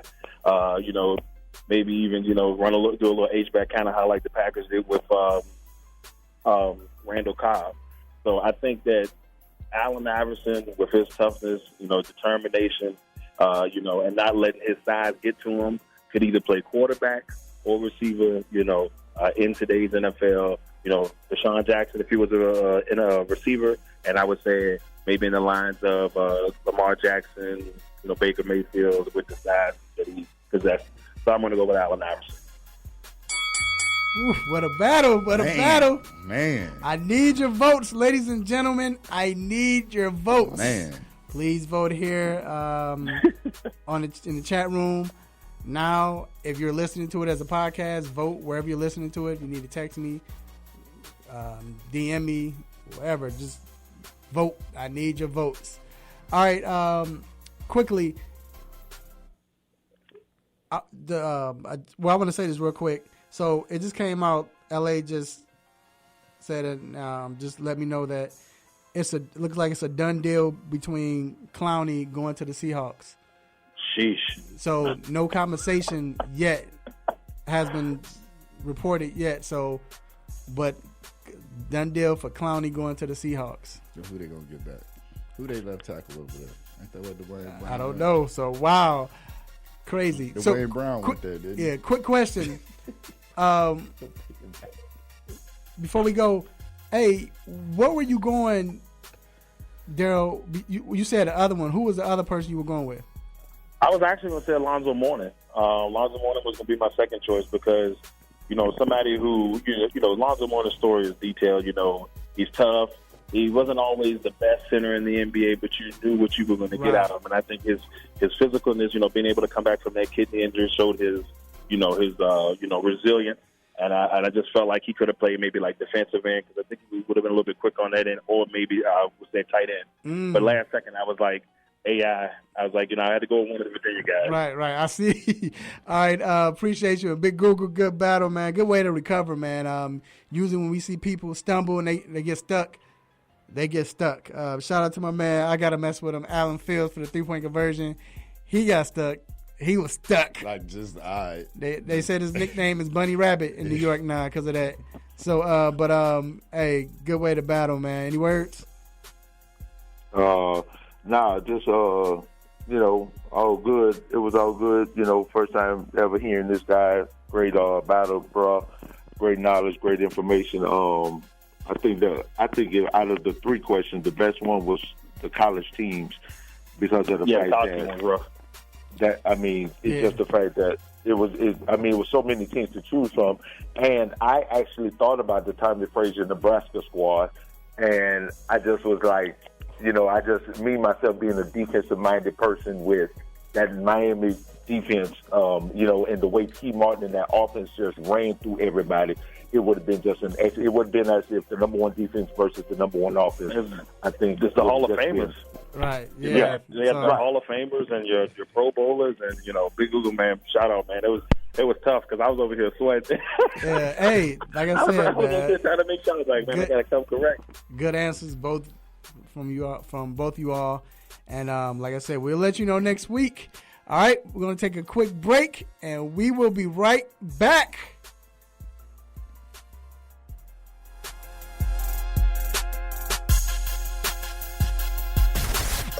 Radio. Tune in. Now. You can tune in to this radio station on any smartphone or tablet. iPhone, Android, BlackBerry, Nokia, Samsung, Windows phones, or whatever you have. Download the free TuneIn app from your phone or tablet's app store. Tune in with music, sports, news, and comedy. From over 70,000 radio stations around the world, including this Beasley Broadcast Group station. Check it out at tunein.com. Or your app store. This Sheldon Richardson, defensive tackle for the Cleveland Browns. Here to shout out 3-point conversion, man. Radio show. Hot.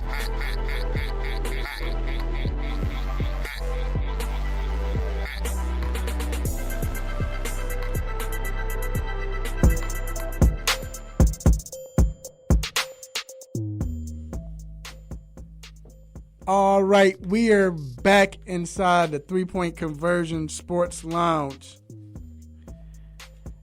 And man, first of all, just to talk about that trade, saying it might happen quickly. Your thoughts quickly. Who they gonna bring back? Dwayne Brown? Why? I hope not. I mean, but it's good if so. But I don't think Seattle would do that because Seattle need him. So I don't know. They'd rather have Jadaveon. You never know what they got on their practice squad or what they know what's going on. But no, you just never. It don't have to be a player though. Usually, you don't trade player for player. You're gonna see. Yeah, usually it's picks. So it might be a pick. Well, didn't Houston say they was gonna revolt if they traded him from Tunsil? Yeah. Isn't that what they said? The players said they was gonna revolt if he was traded for Tunsil. Oh, for Miami. Yeah. Wow, that's crazy. It's gonna be a full-on mutiny. Yeah, but Tunsil was good, right? Was he real good last year? He did all right. He did pretty good. Yeah, so I guess. So I'm saying people only see the gas mask with him. So right, but I'm saying, so who could they trade them for that they won't? It picks. I mean, usually when you trade players, I'm saying, but who will they? They were going to revolt against this, so they're going to revolt against everything because he got traded. That's my question. Right, but if they get picks, it's what I think they didn't want Tunsil. Yeah, Oh. I think they just didn't want Tunsil because of the gas mask. So, but that's what you're gonna be knowing forever. Right. Anyway, we have somebody who we can ask questions to, and we have not a guest. This is family. My guy, Dr. Donnie Fowler III, orthopedic for Ortho Atlanta. What's going on, sir? What's up, fellas? Happy Saturday. Happy Saturday. Saturday, how you doing? Good. Getting ready to start scraping my Duke boys off the field against Alabama here shortly. So, right. So wait, Duke is playing the Alabama. Okay, that's right. Dang, I thought it was KFC State because I don't know what was going on. But I'm hoping we're getting paid a lot of money for this. So right. Yeah, they probably are. Right. First off, before we go any further with the questions, D wanted to ask about Luck. We've been talking about that. We talked about it all day today, and I didn't make it a question. But since you're here, what your thoughts on that? His situation with do you think it was more so the injury, or just more so, like he stated, mentally battling back?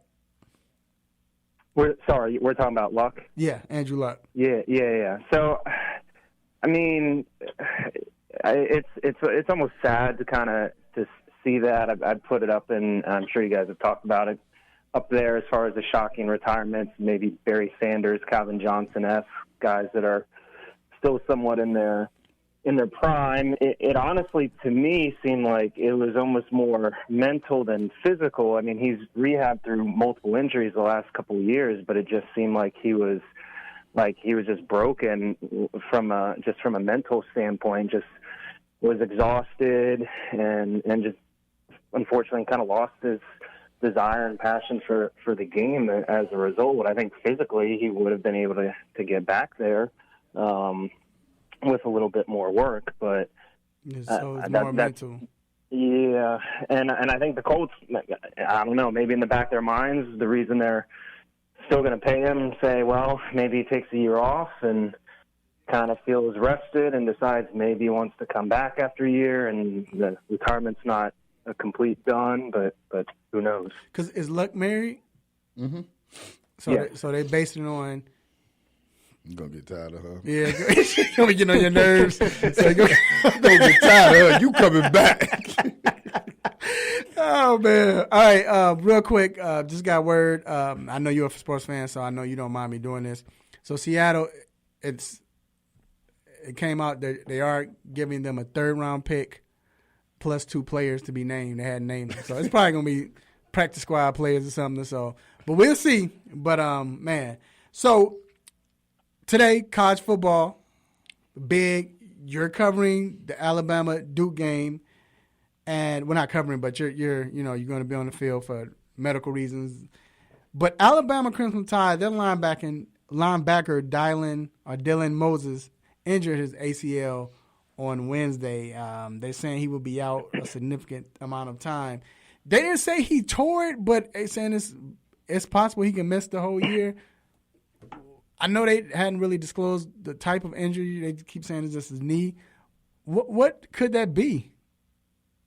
Yeah, I've kind of seen and heard conflicting things. It's trying to look through it. It does seem like it's related to the ACL, but they're not saying it's a complete tear. Otherwise, I feel like he would have heard, he's definitely out for the year and already scheduled for surgery kind of thing. We're just hearing knee injury and out indefinitely. So I don't know if it was a partial tear and they might be trying to do some rehab and doing some kind of growth factor injections like we've talked on the show and seeing if he can internally heal. Maybe he considering some other options, seeing some other doctors, second opinions, and out of respect, they just don't want to release details yet as to whether he's going to have surgery or not. But I'm kind of intrigued to see what route this goes, because normally when you hear ACL, they just kind of say, well, yep, surgery done for the year, because you're talking minimum 6, 7, 8 month recovery on the early end, and sometimes closer to a year. Mm-hmm. So it makes me believe that unless they're just trying to hide something, that maybe it's not a complete ACL and they're going to explore some other options, maybe get him back by the end of the season if you think that gives them 4 months or so, but we'll see. And the guy that steps in is just a 4-star that was called the Hulk. Right. That's who's stepping in. Exactly. Yeah, it's not like Atlanta. Yeah, that Alabama doesn't have a little bit of depth where they can find another 4 or 5 star recruit to fill the spot. So. Right. So Bengals rookie running back Rodney Anderson tore his ACL for the second time in the same knee. Now he was cleared 3 weeks ago. Was it too soon for that much movement and action? Yeah, it's always tough.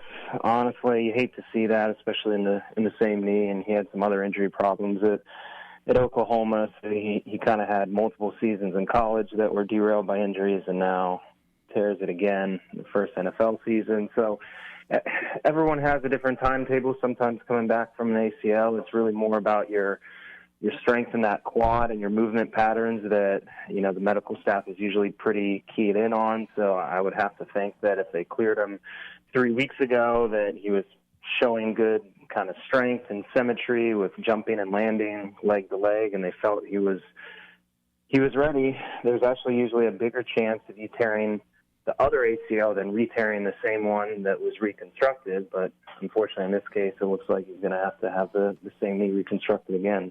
So, yeah, it's sad for him to, you know, go through this. Man, it'd be, you know, hopefully he can battle back, and someday I just want him to play in the NFL, you know, and if he can be good, hey, that's even better. But as long as he get to play, I just hope he can battle back. And so preseason is over with. We always talk about ACL injuries and things like that in preseason, which just happened. But a lot of teams didn't play their starters throughout the preseason. Do you think it was more of injuries than strategy? Because, I mean, and I say that because St. Louis, LA Rams, they didn't play their starters at all last year in the Super Bowl. I mean, during that year when they went to the Super Bowl. And, of course, they went to the Super Bowl. And now you're starting to see more teams. Bears, they barely played their starters last year, and they were 12-4. And then they did the same thing this year, and you start to see more teams do it. Do you think it's more of injury, or do you think it's strategy? No, I really do think it's on the injury side. We've talked about the 2 days and the workouts and kind of double-edged sword, and I think preseason is kind of the same way. You want to get guys in game shape and condition, but you don't want to, you know, predispose them to more contact and potential for injury than you need to. And yeah, there have been some bigger guys recently. I'm sure you guys have talked about it too, Lamar Miller. And I mean, every year there are people that blow out their knee or something happens in the preseason. So I just think they're trying to do a better job of getting these guys ready as much as possible without the contact, kind of in practice with the way they're training and conditioning, and then kind of using preseason more as a gauge to evaluate their kind of second, third string, potential borderline players to see who's going to fill out the roster and hopefully prevent any big names going down before you play the first real game. All right, so there you have it. Dr. Donnie Fowler III, orthopedic for Ortho Atlanta. Whether he's here or he's taking out a heart or placing it back in, or covering games, and he's always there for us, and we appreciate you, Doc. All right, guys, you have a good rest of your day. All right, thank you too. All right, we're going to take a quick break, and we'll be right back to talk Major League Baseball. Yes.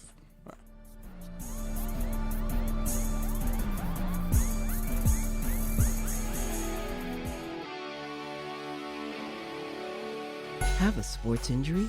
Need to see an orthopedic doctor? Ortho Atlanta is one of Metro Atlanta's largest orthopedic and sports medicine practices, providing orthopedic and sports medicine care for the whole family. With 37 physicians and 14 offices, the practice provides the highest level of care for injury of muscles, joints, bones, and spine. Ortho Atlanta offers convenient access to a full range of musculoskeletal surgeons and specialists. Ortho Atlanta also offers on-site physical therapy, pain management care, MRI imaging, and workers' compensation care. The Ortho Atlanta surgery centers in Austell and Fayetteville provide cost-effective, same-day surgical procedures in an accredited outpatient center. Hip, knee, shoulder, back pain? Ortho Atlanta has you covered with specialists in all areas. same-day appointments, orthopedic care for the whole family.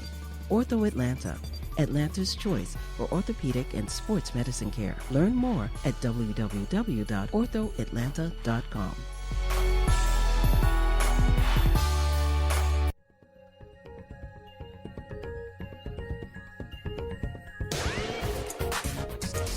You're back inside the Sports Lounge with Mr. Controversy and the Intellectual.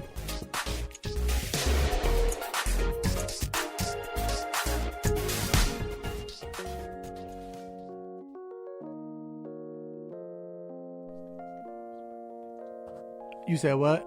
For your birthday. That's how you was dancing. I was mimicking you. That's why I pointed at you. For your birthday. That's how you was out there dancing. He told me he wanted to, let me stop. Anyway, before we be in some trouble. All right. Baseball. Major League Baseball. It's almost set. It is September, isn't it? Tomorrow? Yeah, it is. Almost September. It's gonna be Christmas, man. And I know, right? It's passing by, man. It is. We're getting closer to October. Libra season. Racers are like they're there right now. Like, I mean, for certain divisions is getting there to where you have to start paying attention to baseball, man. If you're not, shoot. I mean, right now this is the best time. Like, the playoffs are great, and we love the playoffs, but I think more so leading up to it, that's when it starts getting heated, because you got to worry about who playing. Like, for instance, we look at National League Central. The Cubs might not be playing the Brewers, but if St. Louis, they worried about St. Louis. And I mean, it just happened, like, literally, right? Because the Cubs are playing the Brewers this week. Last week, the Brewers were playing the Cardinals, and they lost 2 or 3, which pushed them even further down. So had they won those and then beat the Cubs in the series, then they would have moved. You know what I mean? Like, that's how September goes. That's what makes September important, because when you get to October, you're seeing October more and what that team took to get there. Right.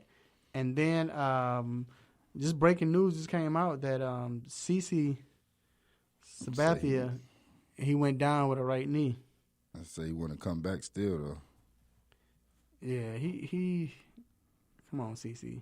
What, about 102? Right. Maybe that's why he want to come back, because he would have played. No, this might be the end.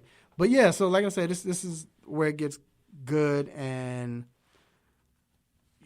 so I'm about to go through the league like we normally do, and we know the Yankees are fine, and AL East, we ain't got to worry about that. They have a 10-game lead. Tampa Bay is not going to come back, but Tampa Bay is 78-58, and right now they're in the wild card hunt with the Oakland A's and the Cleveland Indians. Now, the Cleveland Indians, they're 4.5 games back over Minnesota. My prediction was I think Minnesota's going to take that division. It's still early. You still got a lot of time. 4.5 games right now is not a lot. But in the wild card race for the AL, it is looking like it's going to go down to the end. Do you have a favorite in the wild card? Yeah, I was just looking at that. As far as in the American League, Oakland has been balling, but I think Tampa Bay has been pretty consistent all year. So I'm going to say maybe they catch them. Because Cleveland right now, they have half a game lead. And I think that they just going to be consistent because they're starting to get more players back. Okay. Over in the National League. I think Washington is going to do it, but I think the other team is going to be St. Louis. Well, let me go over the National League first. Okay. Let me go, but yeah, that's going to be interesting too. So in the National League, the NL East right now, Braves have a 5.5 game lead. Kind of getting tight. Do you think you just spoke and you said Washington's going to get the wild card? Do you think they can overtake the wild card? I mean, overtake the East? Yes, this is September baseball. If you don't know what September baseball is, everything happened in September. These the dog days. This when they get grimy. A 5-game lead is nothing. All right. So the St. Louis Cardinals in the National Central have a 1-game lead over the Chicago Cubs, and they have a 6-game lead over the Milwaukee Brewers. Cubs took care of business over the Brewers. That division is still close. We're not even going to pick who's going to win because it's so close. But are the Brewers out of it?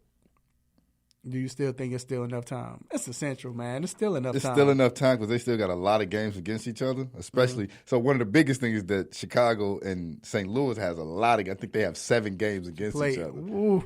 So, like, if they beat each other up, if Milwaukee win. But I think for me, in this second half of the season, Milwaukee hasn't put together a consistent string of games. Right. I mean, like, they last 10, they 4-6. They have consistently been – 4-6, or you know what I mean, throughout the years, throughout the second half, 6-4 and 5-5 and 7. You know what I mean? You can't do that if you're trying to make up 6 games. Right. And as you mentioned, Washington has the lead on the wild card race, and the Cubs are second, and then the Diamondbacks, they come in third. They're like 4.5 games behind the Cubs. Mm-hmm. So if you're a team, you don't want to be in that wild card. You know how I feel about wild card. You don't want to be in that game. That's why I said I think St. Louis Cubs gonna win the division. And St. Louis go be in that wild card. You don't want any because that person can have that bad game and at it happened last year for the Cubs. Yeah. So and then our big game pitcher hasn't really. Well, the Cubs' big game pitcher hasn't really been big game this season. John Lester hasn't really been. Lately, for the second half, he hasn't been having that game. So you put him out there, he give up 6 runs in the first 3 innings. You like, oh my God. So you believe that the Washington Nationals, they can win that wild card if they get it? If they don't take over the East, I think they'll get the wild card. But it's a lot of it's a month of baseball left. That's a lot of games for baseball. So we talked about the National League and. Talked about Acuna being great. He's leading his team, but it's been some talks that he could win he has a chance to win the National League MVP. So I'm going to go over some numbers. This is crazy. So we look at batting average right now. Name 3 people. I'm going to name Yelich, Bellinger, and we're going to go over Acuna, right? So Yelich right now is batting .331. Good Lord. 331, and he has 41 homers and 89 RBIs. How many stolen bases? 25. I mean, I don't think that at this point, if it's that close, it might go to that, but wow. All right. So Bellinger he's batting .307 with 42 home runs and 101 RBI. And then Acuna, he's batting .286 with 36 home runs and 91 RBI. To me, he already loses to Bellinger because they have the best record. That's why I really don't think that Acuna, he'll finish a distant third. Mm-hmm. But for this to be his second full season, that's ridiculous. Like, dude, good. Yeah. So I think MVPs are in the future, right? But this is it's common in most sports to where best player on the best team, even though that doesn't happen all the time in baseball. If you ask Alex Rodriguez winning in Texas, but. This is a best player on the best team kind of award, so that's why I think it's going to be Bellinger by far. I think it's going to be Yelich, especially if he put up 50 home runs and he bat .330.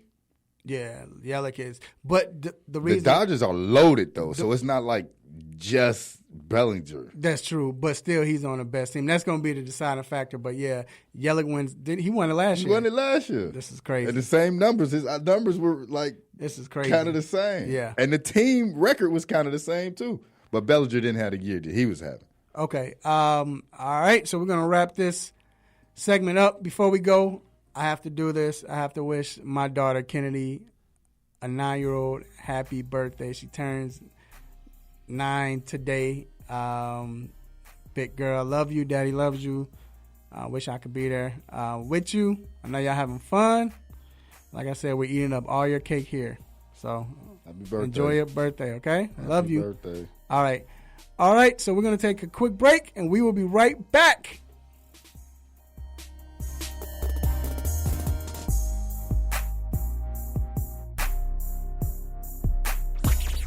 What's good, family?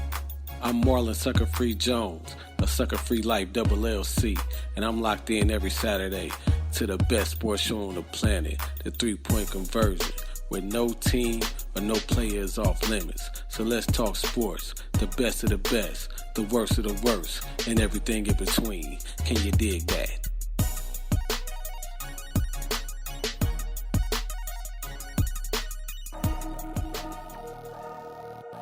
It's time to get in the mind of Mr. Controversy and the Intellectual with What's on My Mind.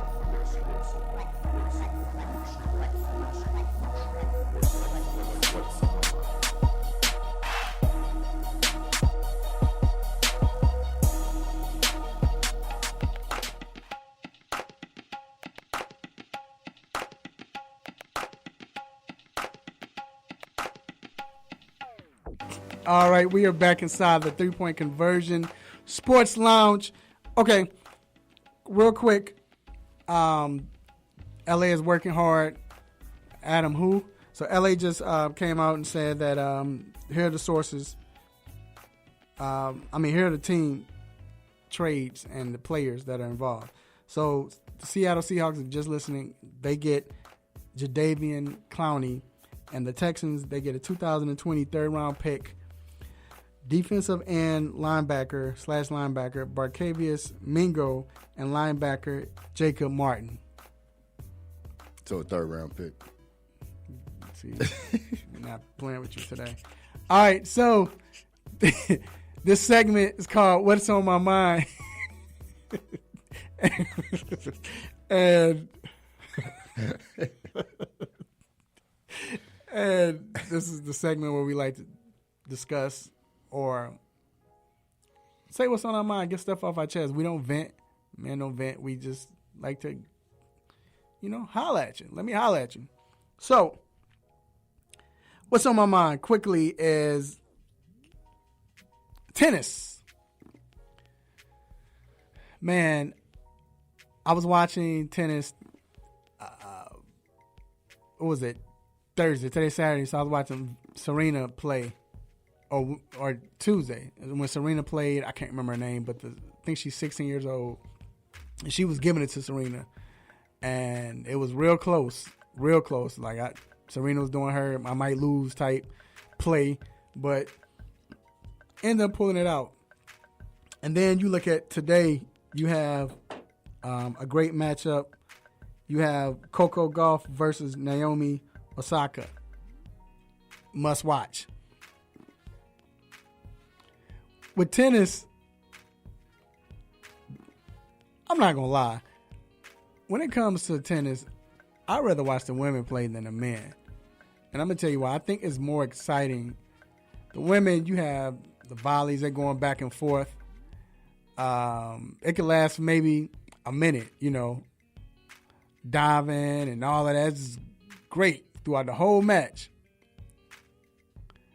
Men tennis, this is how I usually go. Federer, ace. Hit the next one, 15 love, then he hits it, and the guy returns it, but it goes out. 30 love. 40 love, ace. Then, come on, man. It's not, that's all you watching mostly during the whole match.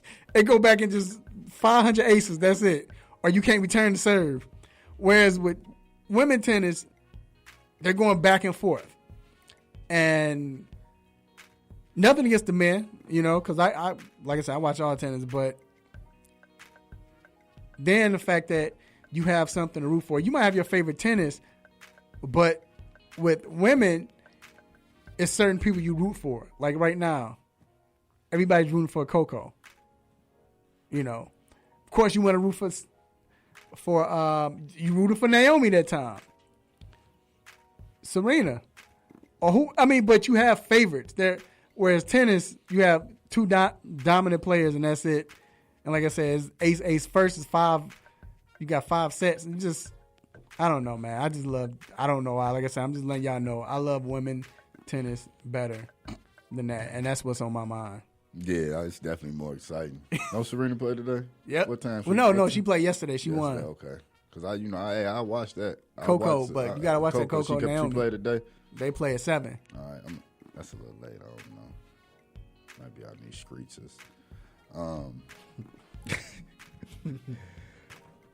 What's on my mind? So I'm gonna start with some numbers: 41, 32, 27, 15, and 41.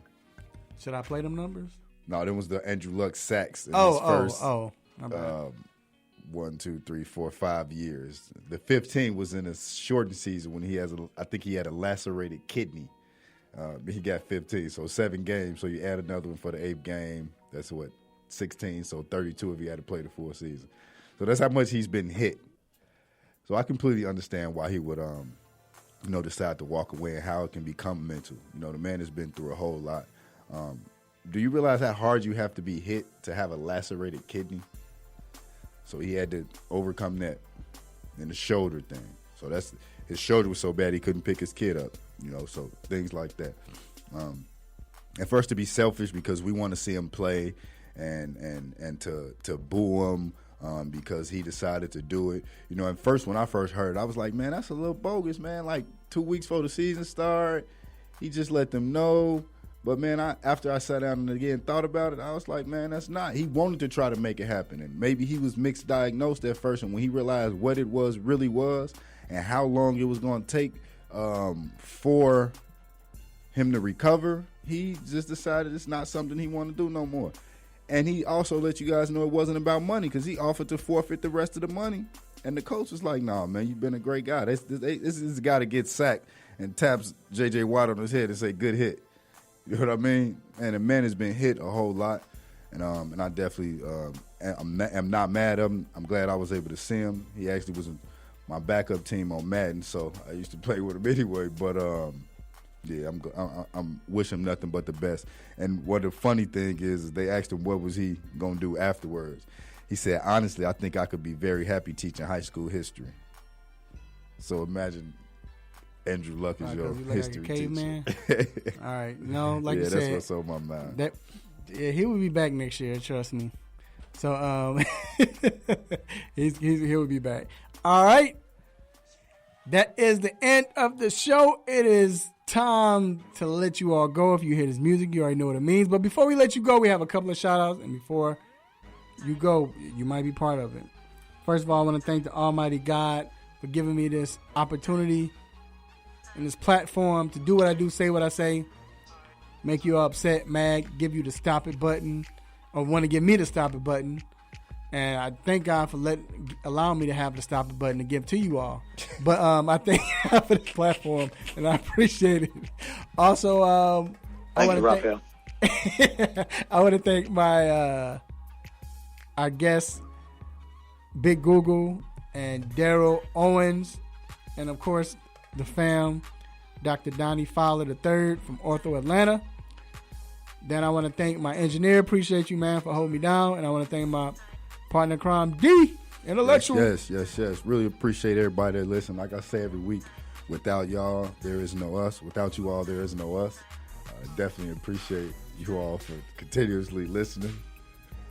Friends, family, fans, everybody that listen on Instagram, Facebook, the 3-Point Conversion, tune in, iHeart, 1100 WWE, wherever you listen, we appreciate you.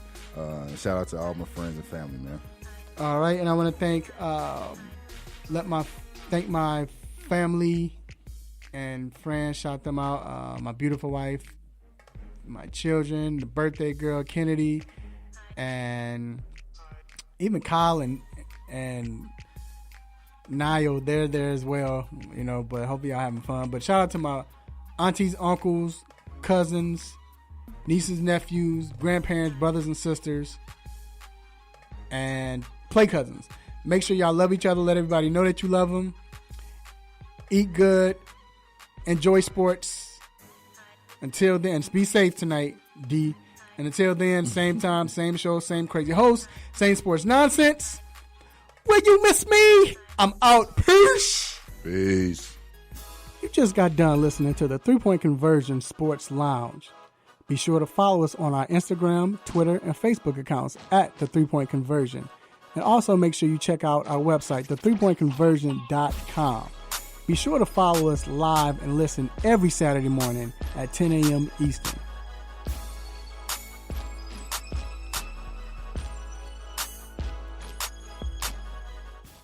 Thank you, Raphael. What it do, baby? Yeah.